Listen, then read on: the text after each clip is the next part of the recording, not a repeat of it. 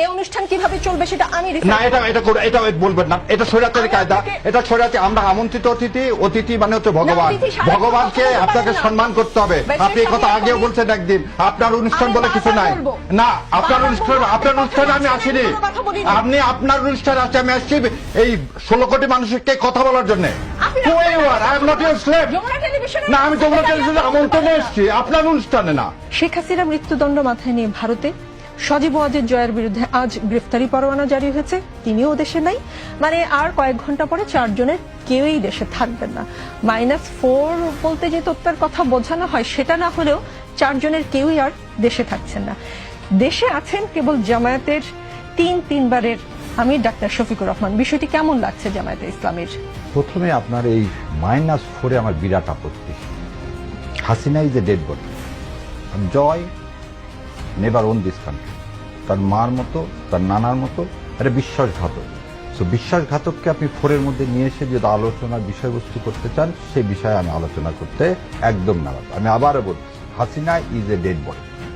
হাসিনা নিজের দাফন, নিজের কাফন ইচ্ছা মতো তার শ্বশুরবাড়ি ইন্ডিয়াতে চলে গেছে। আপনি তাকে আবার নিয়ে আসতেছেন কেন? রাজনীতিতে তাকে কেন আপনি একটা পাঠ করতে চান? এবার দ্বিতীয় কথা বলি, দেশনেত্রী, আপসহীন নেত্রী বেগম খালেদা জিয়া বিএনপির না, সারা বাংলাদেশের মানুষের সমস্ত দল মত নির্বিশেষের উপরে উঠে গেছে। কেন এই উপরে উঠে গেছে? এটাই হচ্ছে হাসিনার জন্য অপমৃত্যু। হাসিনার ফাঁসি হয়েছে সেটা না, কিন্তু হাসিনা দেখতেছে সমস্ত রাজনৈতিক দল, যাকে আমি কারাগারে পয়জন দিলাম, তাকে নিয়ে সবাই মিলে বলতেছে উনি সমস্ত বাংলাদেশের মানুষের নেত্রী, সমস্ত দল মত নির্বিশেষের উপরে। তখন ওর মনে হয়েছে ওর বাবার মৃত্যুর সময় একটা লোক রাস্তায় নামেনি। আর জিয়াউর রহমান যখন মারা যায় তখন মানিক মেহবিনীতে লোক জাগা দেওয়া যায়। সো রাজনৈতিক অপমৃত্যুকে আপনি আবার যদি -4 বলে নিয়ে আসার চেষ্টা করেন, আর জয় হচ্ছে একটা লুটেরা সম্পর্কে আপনার বলতে তো আমি আপনাকে নিয়ে খুব গর্ববোধ করি, কারণ আপনি এই দেশের এই আন্দোলনে ওয়ান অফ দ্য, আমি হিরোইন বলবো না, আপনি হচ্ছে সেই যোদ্ধা। সেই যোদ্ধা কোনদিন এটা লুটেরাকে এই 4 মধ্যে আনতে পারে না। এটা আপনার জন্য অপমান, এই অভ্যুত্থানের জন্য অপমান। আর জামাতের কথা বলতেছেন, শোনেন, আমরা সবাই চাই বেগম খালেদা সুস্থ হোক, উনি ফিরে আসুক, কারণ উনি অসুস্থতা এই সময় এই রাজনীতিতে একটা ভ্যাকুয়াম ক্রিয়েট করবে, একটা অনিশ্চয়তা ক্রিয়েট করবে। নির্বাচন না, সবকিছু তিনি সবাই মেনে নিচ্ছে তাকে অভিভাবক।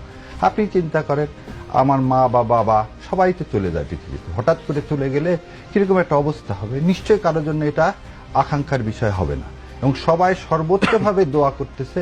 এমন কোন দল পাবেন না, মসজিদ, মন্দির, প্যাগোডা, কোথাও খালেদা জিয়ার জন্য কি হচ্ছে না, দোয়া করা হচ্ছে না। সেখান থেকে যেহেতু সমস্ত রাজনৈতিক দল, এখানে পার্টিকুলারলি কোনো দলের কথা বলার কিছু নেই। আর আপনি তারেক জিয়ার কথা বললেন, দেখেন এই খেলা আজ থেকে না।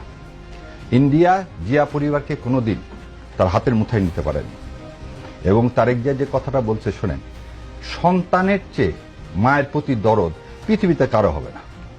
এবং আমি আমার কাছে এই বিষয়টা একদম অবান্তর, তারেক জিয়া কেন আসতেছে বা আসতেছে না এই নিয়ে আলোচনা করাটাই আমাদের উচিত না, কারণ তিনি তার মা, এই সম্পর্ক আমার আপনার সবার চেয়ে ঊর্ধ্বে। এখন দ্বিতীয় জিনিসটা, তাহলে তারেক জিয়া সাহেব আসতে পারতেছেন না কেন, বা তার মাকে লন্ডন নিয়ে যাবেন কিভাবে? দেখেন ডাক্তার পর্যন্ত পাঠাইছে। আর একটা জিনিস বলি, এই আপসহীন নেত্রী, পৃথিবীতে সবচেয়ে ভারী জিনিস হচ্ছে নিজের কাঁধের উপর সন্তানের লাশ। সেটাও বেগম জিয়া নিজের কাঁধের উপর নিয়েছেন এই দেশকে ভালোবেসে। কোকোর মৃত্যু, ডেড বডি যখন দেখে হাউমাউ করে কাঁদছেন, তারপর দেশ ছেড়ে চলে যাননি। তবে যারা এই ধরনের কথা বলে -4 বলে খালেদা জিয়া চলে যাবেন, এটা একটা রাজনৈতিক মানে মিথ্যাচার, এবং এটা দেশনেত্রীকে অপমান। কারণ তিনি এই দেশকে বলেন তো সন্তানের মায়া ত্যাগ করে এই দেশকে আঁকড়ায় ধরেছিল। ওই আলিয়া মাদ্রাসার মাঠে একটা অসুস্থ মানুষকে কিভাবে নিয়ে গেছে, তারপরও রাজি হয়নি। তিনি কোনদিন একটা দরখাস্ত করেনি, তার ভাই বোনেরা দরখাস্ত করছে তার মেডিকেল ট্রিটমেন্টের জন্য বাইরে।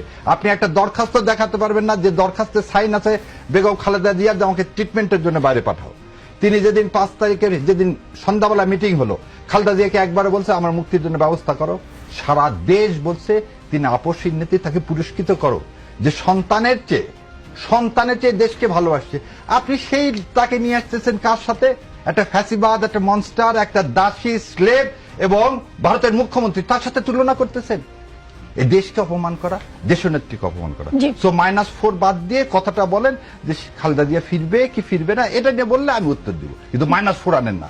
এটা জালিয়াতও তার সাথে না। ব্যারিস্টার এস এম শাহরিয়ার কবি, আমি আশা করি আমার প্রশ্নের উত্তর দিয়ে আপনি শেষ করেছেন।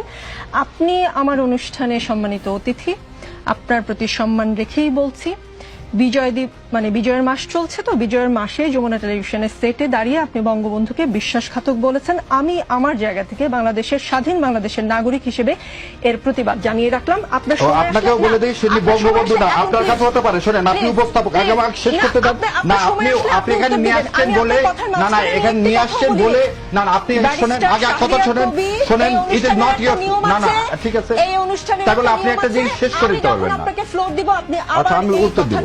ঠিক আছে, ঠিক আছে। এই অনুষ্ঠান কিভাবে চলবে সেটা আমি না, এটা বলবেন না, এটা স্বৈরাচারী কায়দা, এটা স্বৈরাচারী। আমরা আমন্ত্রিত অতিথি মানে হচ্ছে ভগবান, ভগবানকে আপনাকে সম্মান করতে হবে। আপনি কথা আগেও বলছেন একদিন, আপনার অনুষ্ঠান বলে কিছু নাই। না, আপনার অনুষ্ঠানে আমি আসিনি, আপনি আপনার অনুষ্ঠানে আসছি, আমি আসছি এই 16 কোটি মানুষকে কথা বলার জন্য।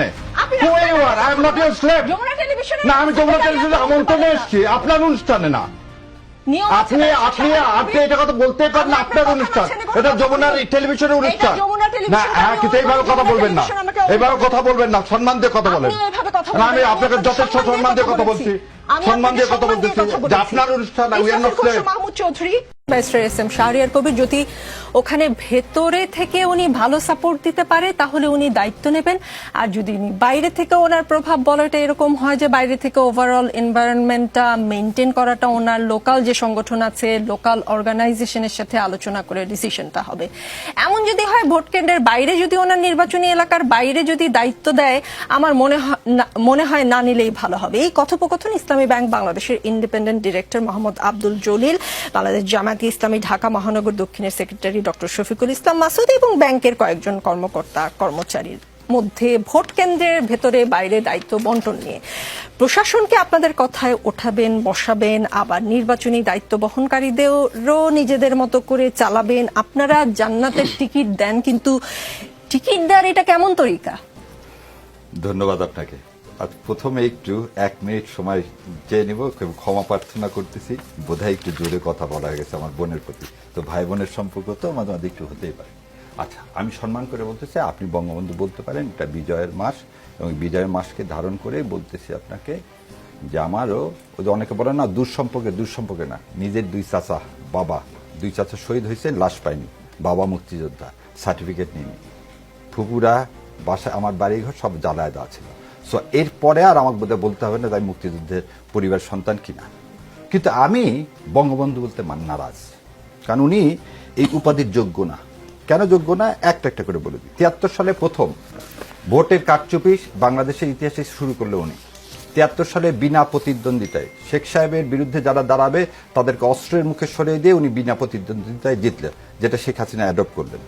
74 সালে যখন দুর্ভিক্ষ, যখন আমার বোনেরা বাসন্তীরা জাল গায়ে দিয়ে থাকে, তখন তার ছেলের মাথায় সোনার মুকুট দিয়ে বিয়ে হচ্ছে। তার মন্ত্রীরা বিদেশি ইম্পোর্টেড হুইস্কি ছাড়া খেতে পারে না, সেজন্য তাদের নাম হয়ে গেল বোতল মন্ত্রী। 22,000 জাসদ কর্মীকে রক্ষী বাহিনী দ্বারা হত্যা করা হলো। সিরাজ শিকদার কোথায় এক বলে হত্যা করা হলো। বাংলাদেশকে হত্যা করা হলো, আওয়ামী লীগকে হত্যা করা, আবার বলতেছে বাংলাদেশ এবং আওয়ামী লীগকে হত্যা করা হলো 75 সালে 24শে জানুয়ারি বাকশাল কায়েমের মাধ্যমে। সেই লোক কোনোদিন বঙ্গবন্ধু হতে পারে না, কারণ সেই লোক এই দেশকে ইন্ডিয়ার হাতে তুলে দেওয়ার জন্যই পাকিস্তানের কাছ থেকে আমাদেরকে সরিয়ে ফেলে। সেই জন্যই আমাদের 36শে জুলাই আমরা সবসময় বলতেছি দ্বিতীয় স্বাধীনতা। সো স্বাধীনতার মাসে এই কথা বলতে পেরে আল্লাহর কাছে আমি শুকরিয়া আদায় করতেছি যে ইনশাল্লাহ এখন আমরা ভারতীয় আধিপত্য বাইরে চলে আসছি। এবার আপনার কথার উত্তর দিই। ইসলামী ব্যাংক, এই ব্যাংকটা বোধহয় ভুলে গেছে সবাই, বোধহয় এস আলম লক্ষ লক্ষ কোটি টাকা এখান থেকে নিয়ে, কিন্তু এই ব্যাংকটা এখন কিচ্ছু নাই, এবং 5টা ইসলামী ব্যাংক মিলে একটা ব্যাংক করা হচ্ছে। এবং ইসলামী ব্যাংকে যারা একসময় চাকরি করতো বেশিরভাগ জামাত ইসলামের লোকরা চাকরি করতো, এটা অস্বীকার করার কিছু নেই। এবং যারা চাকরি করতো তারা বেতনের একটা টাকা কোথায় দিত, জামাত ইসলামকে দিত, এবং এটাকে বলা ইয়ানত। সো জামাতে ইসলাম যদি ইসলামী ব্যাংকের লোকজনের সাথে কথা বলে থাকে, তাদেরকে কি আদৌ পুডিং এজেন্ট করা হবে আমরা জানি না, সরকার সিদ্ধান্ত নেবেন। আমরা যেমন বলছি ইলেকশন কমিশনে যে লোকগুলো চাকরি করেন 2000 সালে অ্যাপয়েন্টমেন্ট পাইছেন, যারা এতদিন কি ছিল, যারা এতদিন চাকরি থেকে বৈষম্য শিকার হয়েছিল, তারা বেশিরভাগই বিএনপিকে সমর্থন করে, তাদেরকে যেমন ওইখানে দেওয়া উচিত না। ঠিক একই রকম ভাবে বলতেছি, যদি সব জায়গায় আমরা যদি বলি, তারপরে বলতেছি যে যদি এইভাবে কেউ কোনদিন বলে থাকে, এবং ইবনে সিনা বা অলরেডি বিএনপি অবজেকশন দিয়েছে এনাদেরকে যেন ওই পুলিং স্টেশনগুলোতে দেওয়া না হয়। সরকার অ্যারেঞ্জমেন্ট করবে, সরকার ইসলামী ব্যাংক কেন, ইবনে সিনা কেন, কাউকে দিবে না। আর শাহজাহান ভাই যেটা বললেন ওটা দিয়ে প্রমাণ হয়। উনি বলছেন কি, ভারত থেকে এখনো টাকা আসতেছে, অস্ত্র আসতেছে, প্রশাসন আমাদের কথা শুনে। এই আমাদের মানে আমার আপনার সবার। তাহলে জামাত ইসলামের কথা যদি প্রশাসন চলতো, তাহলে এই আওয়ামী লীগ এভাবে বাস পোড়াতে পারে না। আওয়ামী লীগ এভাবে দেশের মধ্যে প্রতিটা মিডিয়াতে টাকা খরচ করে যে ইলেকশন হবে না এই একটা রেওয়াজ তুলতে পারে না। এবং আওয়ামী লীগ বা যারা আজকে ভারতের আধিপত্যবাদের বিরুদ্ধে কথা বলে, তাদেরকে আবার হুমকি দিতে পারে না।